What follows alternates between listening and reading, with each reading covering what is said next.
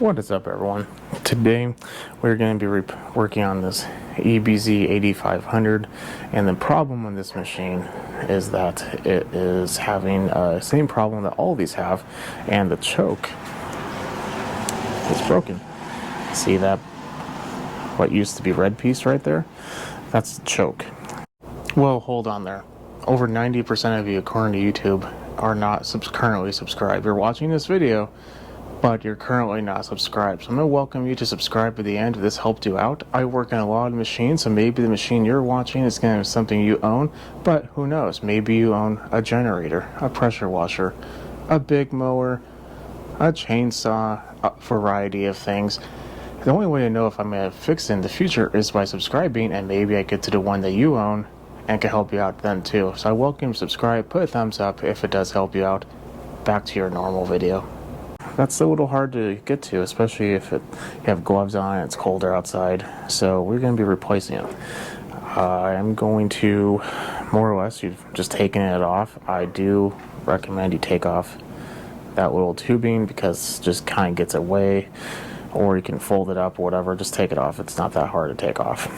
After that, our two T25 hex and bolts that secure the carb on there, and you can remove this whole piece, which we need to do.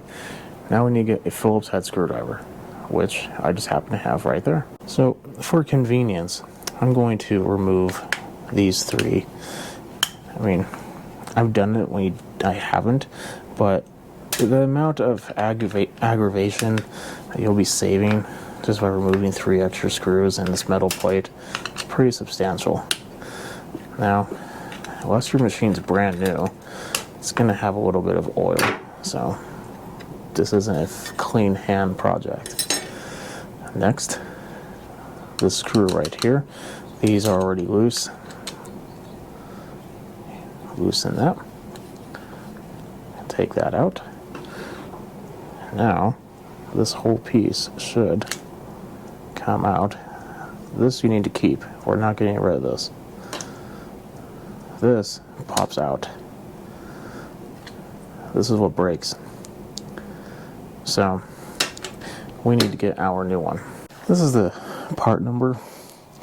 It's a 576594801.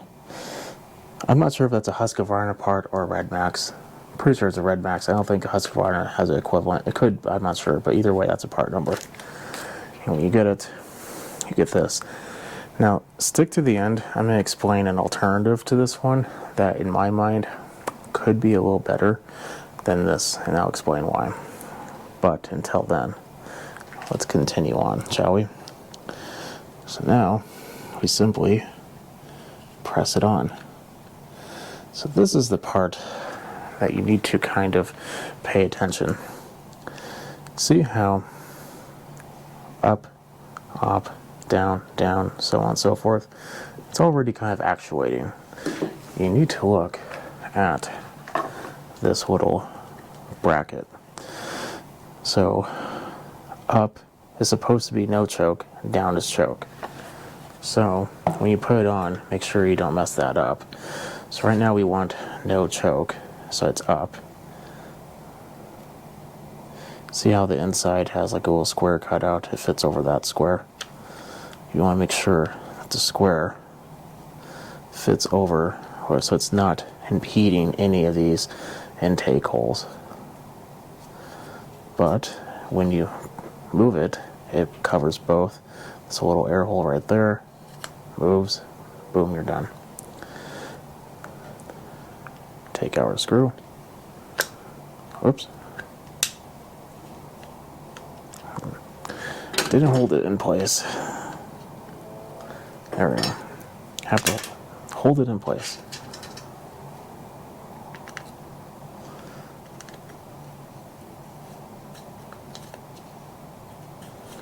Oh, I'm just going to put the choke on. It's a little rough in there, but that's fine. Now, off, on, off, on, off, on. Perfect. So now you have a repaired choke. The whole thing probably takes all of 5 minutes. That's if you spend 2 minutes trying to find the part, because it is pretty small and you lost it somewhere. So it's not a hard project, but it is important, because as you saw before, trying to use that choke the other way, it's not going to be the easiest. It's not very big, especially if you have gloves on.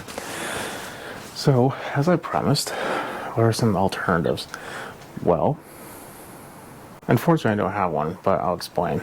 This is the carb. Now, if you get an aftermarket carb, a lot of times there's this little red lever towards the top that can be used as a choke. So if you don't want to use this choke, then go ahead and use that one. The problem is this: it's an aftermarket carb. You might go through a couple of them before you get the right one, or you're gonna have to rejet it. I have that one on my personal machine, which is unfortunately being borrowed at the moment. Otherwise I'd show you. And I've never had a problem, except I did have to rejet it. That wasn't a big issue. That was about 4 years ago. I have not had a single issue whatsoever with it. Having said that, it is aftermarket carb. It is a replacement. That lever was like $8 for two, and the aftermarket carb I think is like, at the time when I bought it was like $16.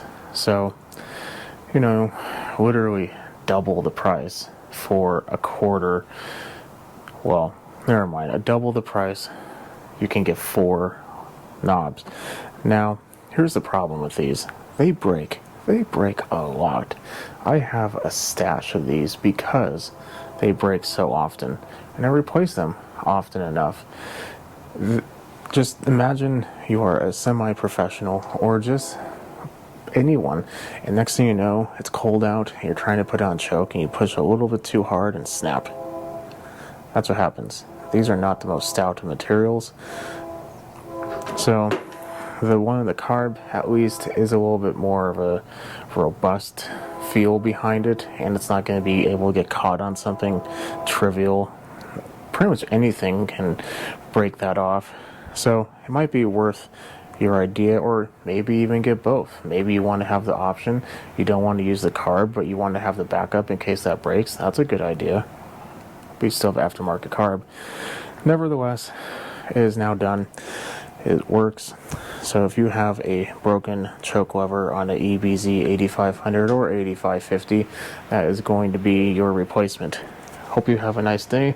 Definitely follow me on Instagram at SmallEngine101. If you have any questions, leave a comment below, and I'll see you in the next one. You have a good rest of your day.